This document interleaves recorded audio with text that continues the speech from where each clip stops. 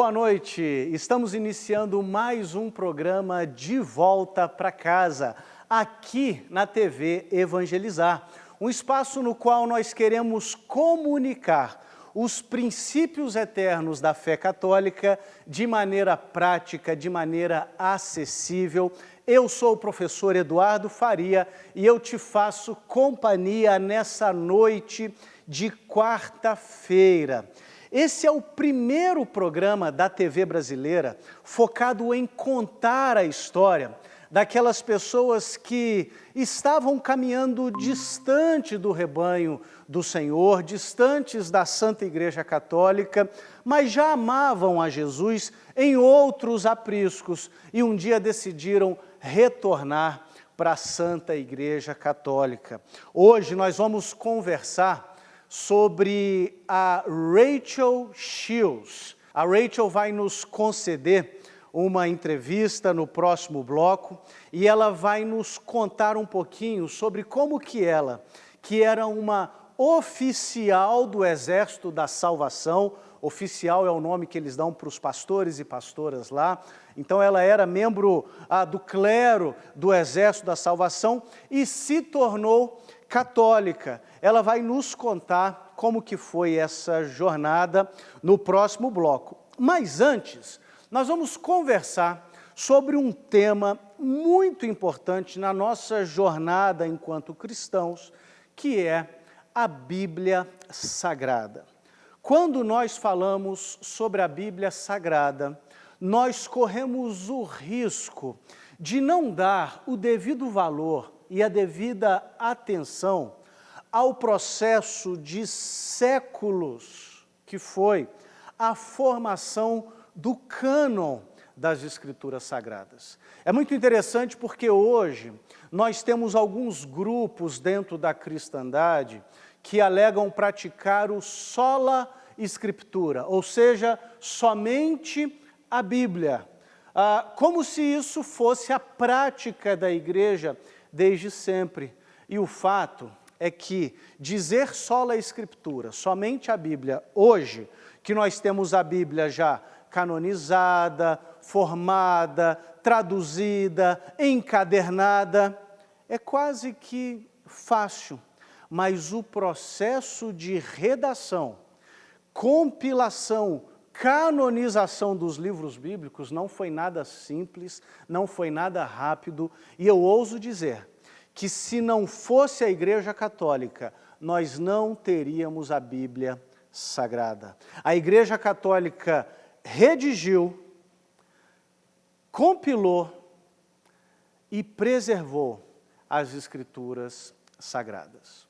Então eu preciso contar para você, principalmente falando sobre o Novo Testamento, que é uma parte da Bíblia Sagrada em que católicos e protestantes concordam acerca dos livros que compõem esse trecho. Eu preciso dizer para vocês como que eles foram formados.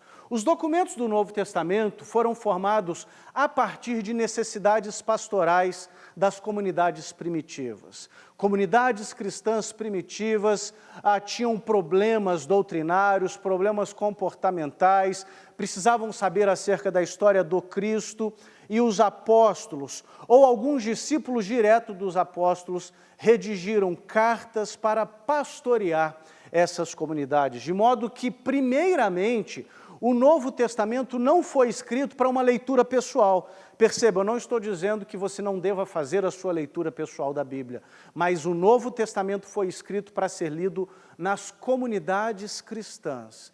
E esses escritos eram sido passados de diocese para diocese, de comunidade primitiva para comunidade primitiva, e todos os escritos que compõem o Novo Testamento foram redigidos no primeiro século pelos apóstolos ou discípulos diretos dos apóstolos. O tempo foi passando e a igreja começou a ter outros escritos, alguns escritos bons, como por exemplo a Didaquê, ou a carta de Clemente aos Coríntios, alguns escritos não tão bons assim, como o Evangelho de Filipe, Atos de Pedro, o Evangelho secreto de Judas Iscariotes. E ao longo desse período, A igreja precisava ter uma certeza acerca do que era canônico, inspirado por Deus, infalível, e o que era simplesmente uma redação comum, talvez até com algum valor histórico, mas não canônico. E esse não foi um processo simples. Algumas pessoas acham que a formação dos livros bíblicos, a formação do cânon bíblico foi uma coisa simples, tranquila, mas não foi. Foi um processo que demandou disputas, brigas, foram necessários concílios. Por exemplo, existiam alguns grupos dentro da igreja que queriam menos livros. Eu não sei se você já ouviu falar do herege Marcião, e os seus seguidores, os marcionitas. Ele queria menos livro na Bíblia. Ele queria, por exemplo, que nas Escrituras Sagradas só constassem o Evangelho de São Lucas, os Atos dos Apóstolos e as cartas de Paulo, só. E ele, naturalmente, foi derrotado em suas aspirações. Mas existiam outros grupos, como os gnósticos, que queriam mais livros na Bíblia. Como eu disse, queriam o Evangelho de Maria Madalena, o Evangelho de Tomé e tantos outros escritos gnósticos que traziam informações equivocadas sobre Cristo, informações oriundas de pessoas que tinham uma iluminação especial acerca de Cristo. O fato é que o número de livros e quais são esses livros que compõem o Novo Testamento nunca foi um ponto pacífico no início da igreja. Houve disputas, houve controvérsias, e se hoje nós temos o Novo Testamento com 27 livros, que nós reconhecemos como canônicos, inspirados, infalíveis, nós devemos isso à Igreja Católica. Foi a Santa Igreja Católica que, observando, perceba, a tradição apostólica, talvez você não soubesse disso, a própria Bíblia é fruto da tradição apostólica, observando aquilo que os apóstolos sempre ensinaram, observando aquilo que foi transmitido de geração em geração, percebeu, esse livro é canônico, esse outro não é. Por que alguns livros entraram na Bíblia, como por exemplo, 3 João, ou Hebreus, ou Apocalipse? Eu estou citando livros que foram grandemente disputados, mas entraram no cânon bíblico. Outros livros, como eu mencionei, a Carta de Clemente aos Coríntios, que é um livro, uma carta ortodoxa, boa, não entrou na Bíblia. Por quê? A Santa Igreja, ouvindo de Deus e com a autoridade concedida por Jesus, determinou o que é canônico e o que não é canônico. Você não tem na Bíblia uma lista de quais livros são bíblicos. Eu vou repetir. Você não tem na Bíblia uma lista de quais livros são os livros bíblicos. Você só sabe quais livros são bíblicos por causa de uma autoridade externa. E qual autoridade foi essa? Os bispos da Santa Igreja. Eu posso mencionar, por exemplo, o Concílio de Hipona, no final do século IV, Concílio de Catargo, também no final do século IV, foram concílios regionais. Santo Agostinho participou destes concílios. Lá eles elencaram quais livros comporiam o Novo e o Antigo Testamento, e eles submeteram essa lista de livros pro bispo de Roma, para que ele aprovasse. Lembre-se de que a primazia de Roma é algo que vem desde os apóstolos, e dessa forma, eu e você temos em mãos um documento acerca do qual nós podemos descansar e saber que é um documento infalível, inspirado e que expressa a fé da igreja de 2000 anos corretamente. Mas se eu e você temos a Bíblia Sagrada, nós devemos isso à Santa Igreja Católica.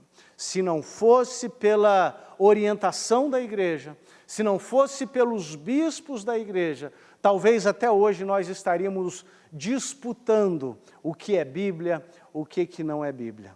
Mas nós temos a certeza de que a autoridade conferida por Jesus à sua igreja é que definiu a autoridade canônica dos livros bíblicos. Para encerrar, eu quero dizer o seguinte: por vezes nós cremos que as escrituras sagradas são a coluna da verdade, são a estrutura daquilo que é verdade teológica. E perceba, não são. Mas ao dizer isso, eu não estou falando contra as escrituras sagradas. Ao dizer isso, eu estou simplesmente dizendo que a própria Bíblia faz a seguinte afirmação: a igreja é a coluna e o sustentáculo da verdade. São Paulo, escrevendo a Timóteo, aponta para a autoridade da igreja. Nós precisamos nos lembrar sempre disso. Se nós cremos na autoridade da Bíblia, é porque nós cremos numa igreja que disse: estes livros são autoritativos. Que Deus abençoe você, que Deus guarde você, que você seja grato pelas Escrituras Sagradas, mas que você seja grato pela Santa Igreja, que nos disse o que é Bíblia e o que não é Bíblia. Não saia daí, porque daqui a pouquinho, no segundo bloco do programa De Volta para Casa, nós vamos receber a Rachel Shields, que foi oficial do Exército da Salvação, uma espécie de pastora do Exército da Salvação, mas se tornou católica, e a Rachel vai compartilhar conosco, diretamente do estado de Wisconsin, nos Estados Unidos, a sua história de retorno ao lar. Até já!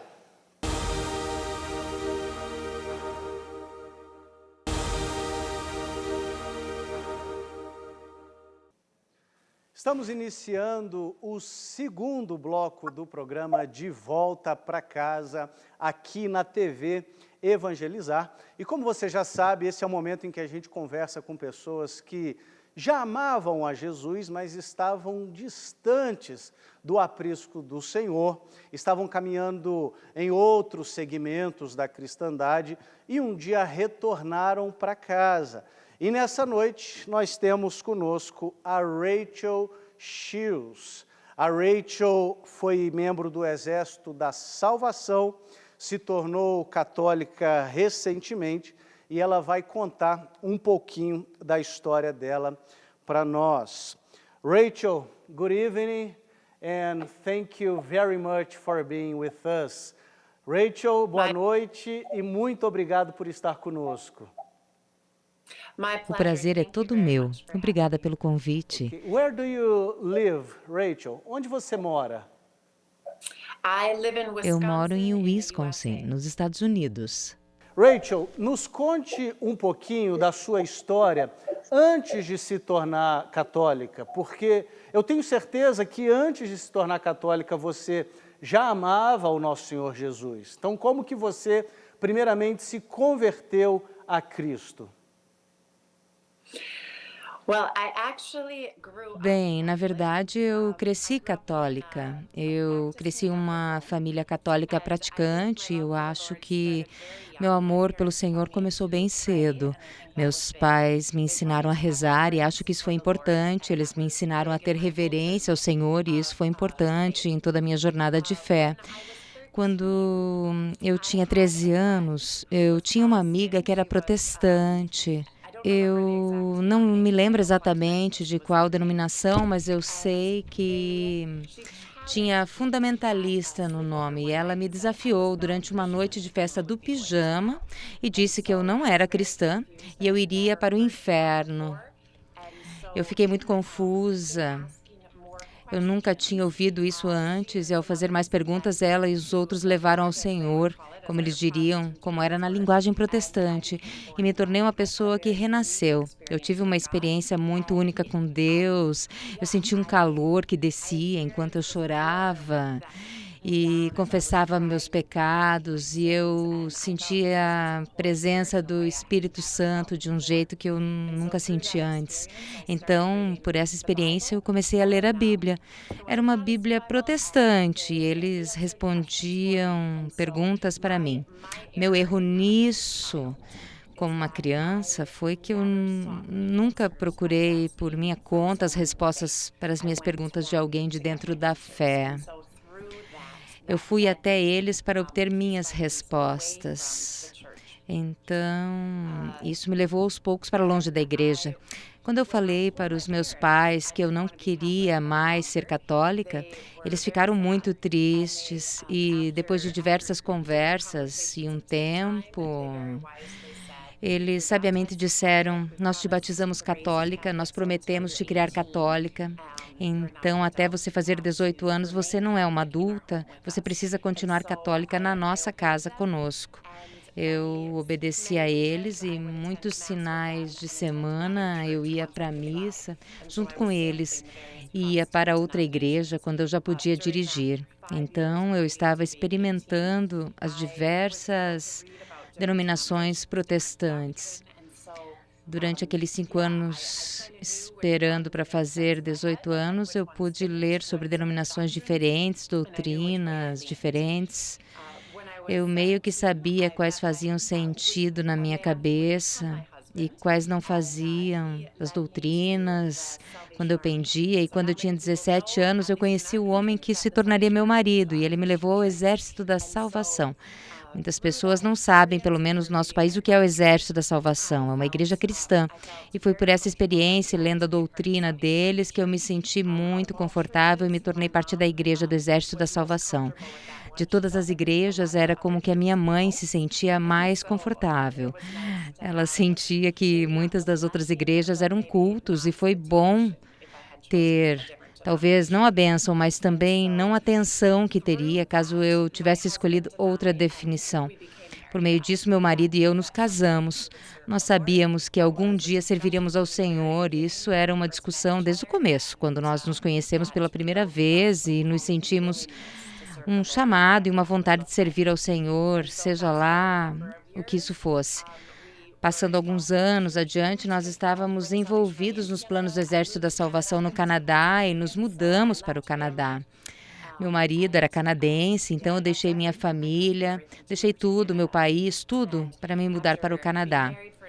Depois de estar casada por muitos anos e ter alguns filhos, Deus nos chamou para ministrar em tempo integral no Exército da Salvação. No Exército, você entra como marido e mulher comumente, e juntos nós ingressamos como pastores. Nós fizemos trabalho juntos, e esse foi o começo da minha jornada protestante. Conta pra gente, Rachel, um pouquinho sobre o Exército da Salvação, porque aqui no Brasil nem todos sabem que o Exército da Salvação é uma denominação, é uma igreja. Muitas pessoas pensam que é uma organização de caridade, uma agência de caridade. Então fala um pouquinho para a gente sobre o Exército da Salvação e sobre a visão que o Exército da Salvação tem acerca da fé católica. Eu acho que essa é a visão que a maioria das pessoas no mundo tem, né? Que o Exército da Salvação é uma obra de caridade, uma organização sem fins lucrativos, organização cristã, mas com trabalho social. O Exército da Salvação é mais conhecido por seus trabalhos do que suas igrejas, mas geralmente tem igrejas presentes em qualquer cidade em que haja trabalho social. Começou na Inglaterra, mais ou menos 150 anos atrás, e eu comparo às vezes, na minha opinião, a uma cruzada evangélica Billy Graham. Estavam tentando alcançar os perdidos e os mais pobres e as pessoas completamente viciadas, e quando essas pessoas se converteram ou se arrependeram e deram suas vidas ao Senhor, eles foram limpos e levados para as igrejas daqueles dias, mas essas igrejas não acolheram essas pessoas. Essas pessoas tinham se comprometido com Deus, mas não estavam sendo alimentadas. Então, o Exército da Salvação começou espiritualmente discipulando juntando os convertidos e se tornou uma igreja. É realmente conhecida por seu trabalho social, mas na sua origem seu objetivo era primeiramente compartilhar o evangelho e para fazer isso você precisa atender suas necessidades humanas. Você não pode pregar a salvação para alguém se eles estiverem morrendo de fome. Então você os alimenta, os limpa e daí você consegue a oportunidade de compartilhar mesmo realmente o evangelho. Qual que é a opinião dele sobre a fé católica? Essa é uma ótima pergunta. Alguns dos nossos líderes já brincaram que o Exército da Salvação podia ser acoplado juntamente à Igreja Católica, porque tem algumas estruturas dentro que são parecidas. O Exército da Salvação não tem muitas doutrinas. Ele tentou ficar muito simples, porque as pessoas queriam focar em só pregar o evangelho. Isso era uma coisa que eu amava. Não tinha muitas coisas para debater, porque a igreja não tinha uma posição em vários assuntos e dizia as pessoas podem não saber ou que a igreja não tem posicionamento. O mais importante era focar no evangelho e sua mensagem. Por isso, as pessoas não têm uma concepção clara da igreja católica por parte da igreja. Várias pessoas que são integrantes são ex-católicos. Não existe uma animosidade ou uma proximidade à Igreja Católica. É mais neutra. Muitos de nossos voluntários são católicos e isso foi, eu vou ter que dizer, neutra. Então, Rachel, você nasceu num lar católico, você cresceu católica, com 13 anos foi para a igreja evangélica, se tornou membro, eventualmente, do Exército da Salvação, e muitos anos depois você voltou para a igreja católica. O que abriu os seus olhos para a fé católica? Sim, primeiro, eu preciso dizer que eu não imaginava que isso iria acontecer. Eu não estava procurando isso e nos tomou de surpresa, tanto a mim quanto ao meu marido. Eu acho que todo convertido poderia dizer que era um convertido improvável, mas no meu caso eu era, ainda mais porque eu escolhi deixar a Igreja Católica e eu tinha diferentes razões que eu tinha colocado na cabeça do porquê eu estava deixando a igreja. Quando você deixa uma coisa, você nunca pensa que vai retomar, porque você fechou essa porta e eu fechei bem. Quanto ao meu marido, ele era um oficial da 7ª geração, que significa pastor na igreja. Então, novamente, eu penso que nós éramos candidatos improváveis. Nós não estávamos procurando isso. No Canadá, tudo realmente começou para mim com um projeto de lei que estava sendo proposto pelo nosso governo que viraria lei. Era um projeto que eu estava seguindo, era um projeto que eu era pessoalmente contra. E para resumir, o primeiro, claro, a primeira coisa que fez eu colocar a Igreja Católica de volta no meu radar é que o Conselho Canadense de Bispos fez um posicionamento público contra esse projeto. Eles publicaram uma nota bem curta, eram só 2 parágrafos curtos do porquê se opor a esse projeto, do jeito que estava escrito, e eu apreciei muito isso. Eu senti que resumiu tudo. Outras igrejas evangélicas e organizações também estavam publicando documentos assim, mas o deles era bem claro, conciso e foi o primeiro a sair. Então, depois eles publicaram essa nota em outubro e em dezembro. A minha denominação publicou uma nota de posicionamento público. Então, não era só uma nota pública. Ia virar, não sei, seria tão alto quanto doutrina, mas em uma lista de peso. Não era só uma nota qualquer gravada na história, era um documento que nós tínhamos que aderir e eles publicaram uma nota apoiando o projeto e foi aí que meu marido e eu, nossos corações estavam tão tristes e nós ficamos chocados e nós pedimos um tempo da nossa organização. What was the bill about? A lei que foi aprovada era sobre o quê? O projeto era sobre transgêneros e terapia de conversão. Na verdade, o título em inglês parece o oposto do que realmente é. No Canadá, terapia de conversão significa que você converte alguém para que o corpo físico e o corpo mental deles estejam alinhados.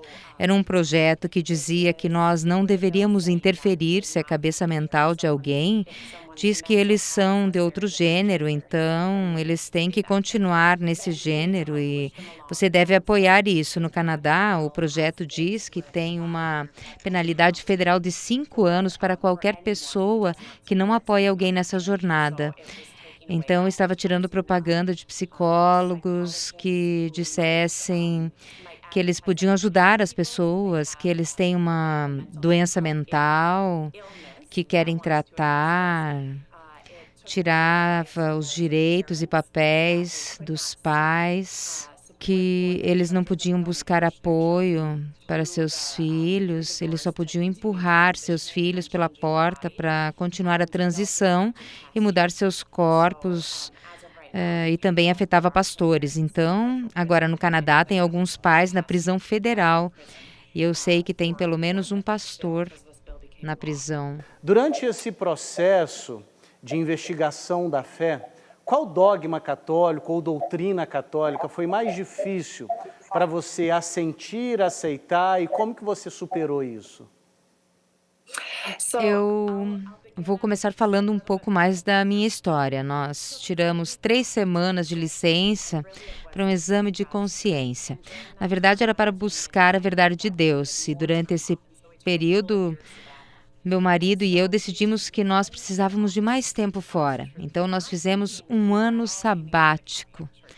Nós ficamos um ano fora para buscar a verdade de Deus, de modo algum pensando que estávamos inclinados à Igreja Católica. Isso não estava em lugar nenhum do nosso radar como uma opção. Mas no meio dessa busca da verdade de Deus, Deus havia colocado diferentes experiências nas nossas vidas que abriram nossos olhos cada vez mais para a Igreja Católica. Meu marido pegou um livro do catecismo na biblioteca de uma igreja católica, de todos os livros e todas as estantes, nós pegamos um sobre o ensinamento da Igreja Católica. E toda noite ele lia e compartilhava as coisas que tinham impressionado ele. Uma delas era que o papel dos bispos era proteger a verdade, proteger e proclamar a verdade. E nós havíamos visto dentro da nossa própria denominação a verdade começando a vacilar, e isso foi muito impressionante para mim. Conforme nós continuamos, um dos dogmas que foi difícil para mim foram os dogmas marianos. Foram muito difíceis para mim. Eu acreditava que só se rezava a Deus, Deus Pai, Deus Filho, Deus Espírito Santo, mas que nada mais era preciso. Então, isso foi um dogma difícil para mim. Tinha várias práticas que também eram muito difíceis para mim. Meu marido e eu decidimos ir em um retiro, e nesse retiro eu vim com uma lista de perguntas que o ancião respondeu. Ele tirou tempo para responder para nós e ele brincou sobre isso, que parecia que ele estava indo, como ele chamava, né? Como se fosse uma prova oral para o doutorado dele, porque nossas perguntas eram complicadas, mas ele respondeu elas bem durante aquele retiro. Cada sessão quebrou barreiras de doutrinas e práticas que eu tinha colocado, paredes que eu tinha erguido, pessoalmente contra a Igreja Católica. Of doctrine, of practices that I had put up, walls I had erected personally against the Catholic Church. Eu também tive muitas dificuldades com os dogmas marianos, mas o que me ajudou foi perceber pelo menos 3 coisas. Que todos os dogmas marianos são, primeiramente, afirmações cristológicas. Também perceber que eu nunca vou conseguir amar Maria mais do que Jesus amou. E terceiro, perceber que Deus não fica ofendido quando a gente louva a sua criação, e Ele não vai ficar ofendido quando nós louvamos essa criatura maravilhosa que é a bendita Nossa Senhora. Rachel, muito obrigado por estar conosco, por contar sua história, compartilhar sua jornada, mas não vá embora, porque no próximo bloco nós vamos responder perguntas da audiência e eu conto com a sua ajuda. Obrigada. E você também, não vá embora, porque daqui a pouquinho estaremos de volta para responder as perguntas que vocês têm nos enviado.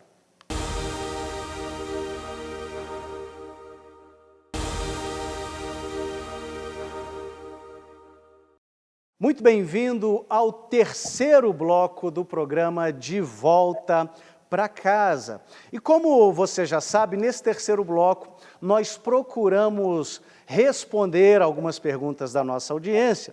E eu estava conversando com a diretora aqui, a gente vai responder apenas uma pergunta nesse terceiro bloco, porque eu quero continuar conversando com a Rachel, quero ouvir um pouquinho mais acerca da jornada dela. Então, eu vou perguntá-la sobre alguns outros passos que ela teve que tomar e depois a gente vai responder uma pergunta que vocês nos enviaram.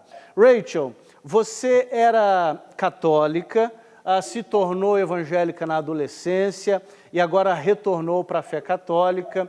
A família do seu esposo sempre foi do Exército da Salvação. A minha pergunta é, como que a sua família e como que a família do seu esposo reagiram ao retorno para casa de vocês?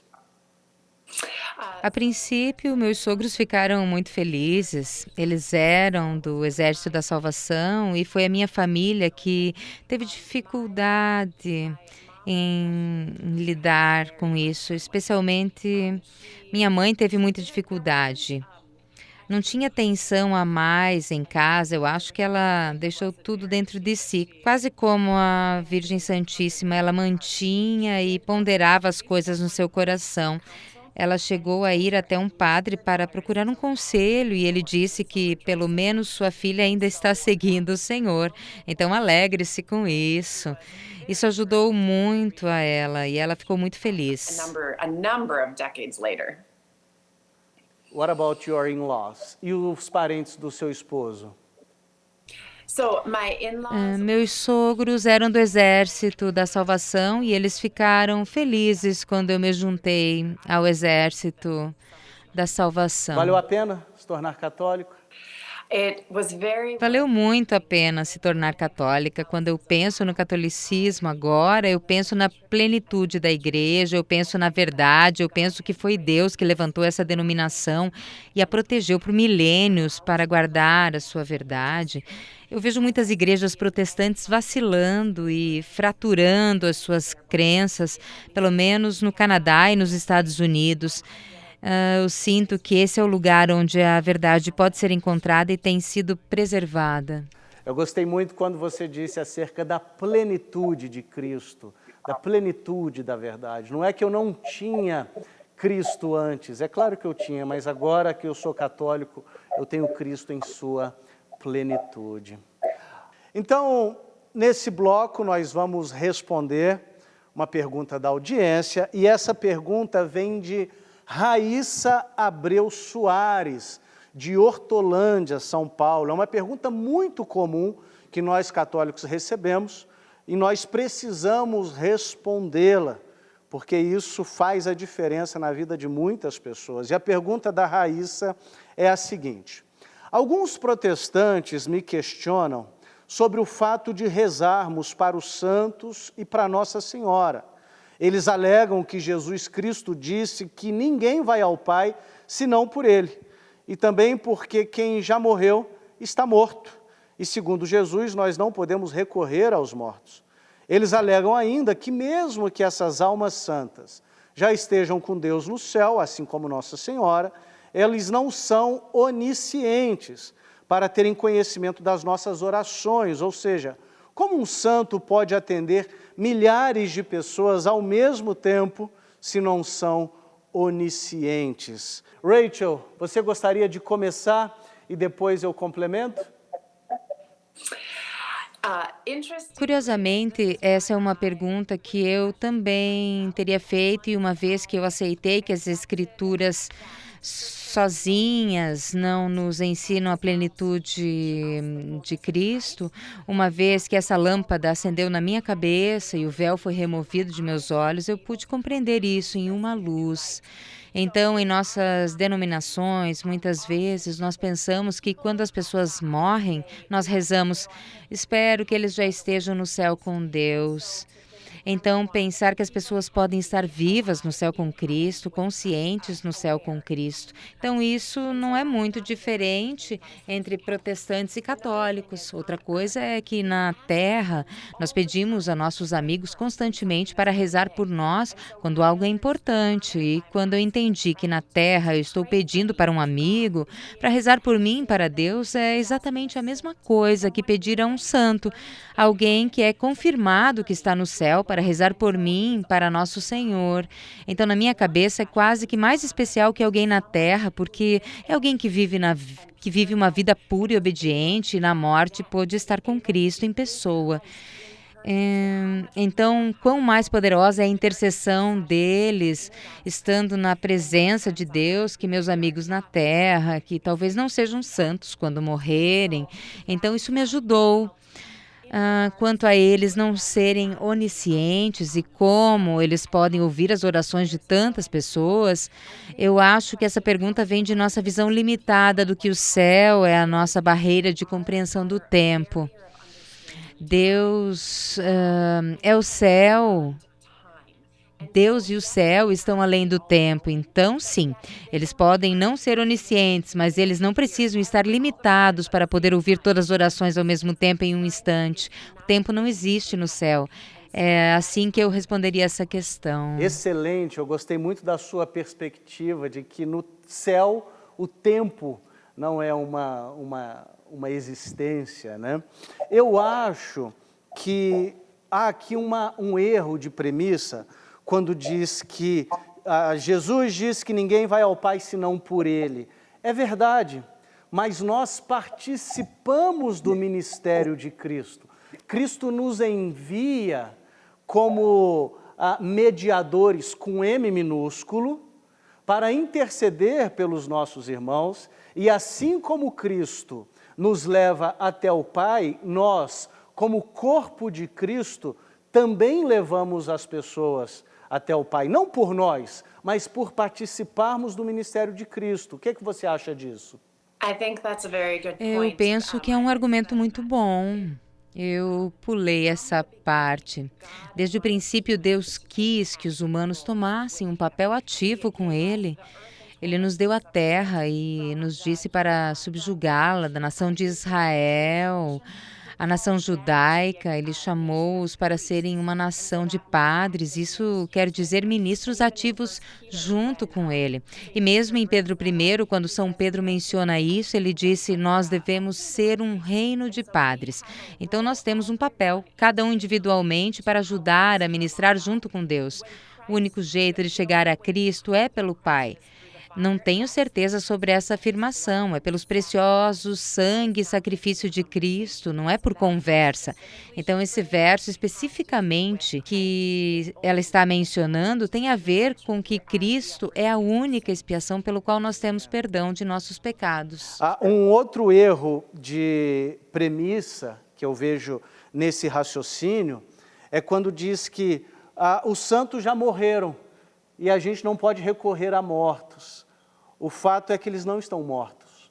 Eles estão mais vivos do que eu e você.